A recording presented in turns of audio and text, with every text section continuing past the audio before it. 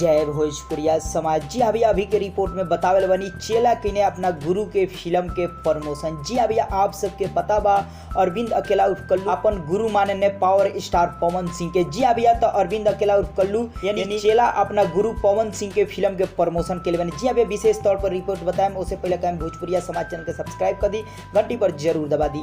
जी हाँ भैया, आप सबको बता the power star Pawan Singh के फिल्म आवे वाला बा, जाना फिल्म के नाम बा बॉस, जाना के फर्स्ट शेड्यूल के शूटिंग कंप्लीट हो चुकल बा, सेकेंड शेड्यूल के शूटिंग बहुत जल्द चालू होकर बा। और भैया आप सबके बीच ये फिल्म यही साल रिलीज हुई, जौन की 2019 में बहुत जल्द शूटिंग कंप्लीट होकर रिलीज डेट भी आ जाए। जी अभी अभिनय से ये फिल्म के प्रमोशन चालू हो चुकल बा। जी अभी आपको बता दी पिछले दिन कुछ दिन पहले ही 2-3 दिन पहले अरविंद अकेला उर्फ कल्लू अपन एक स्टेज शो कहने मुंबई में, ओई दौरान भैया पवन सिंह के फिल्म बॉस नाम के एक जैकेट पहने और वहाँ भैया बॉस फिल्म के प्रमोशन के भारी तरीका से। जी भैया, तो बॉस फिल्म के प्रमोशन के अरविंद अकेला उर्फ कल्लू जी, जौन की अपन गुरु के फिल्म के तो साफ सब कह सकतनी कि चेला अपना गुरु के फिल्म के प्रमोशन के ने। जी अभी जौना दौरान के बहुत सारा तस्वीर भी शो के आप सब देख सकतनी। अरविंद अकेला कल्लू बॉस फिल्म के जैकेट भी पहनले बने और यह जैकेट पहन के प्रमोशन भी कहने स्टेज शो के दौरान, जौन की मुंबई में स्टेज शो रहे। तो भैया आप सबके रिपोर्ट कैसा लगल, आप सबके का कहना बा कमेंट बॉक्स में कहीं चलते चलते वीडियो को लाइक करी, शेयर करी।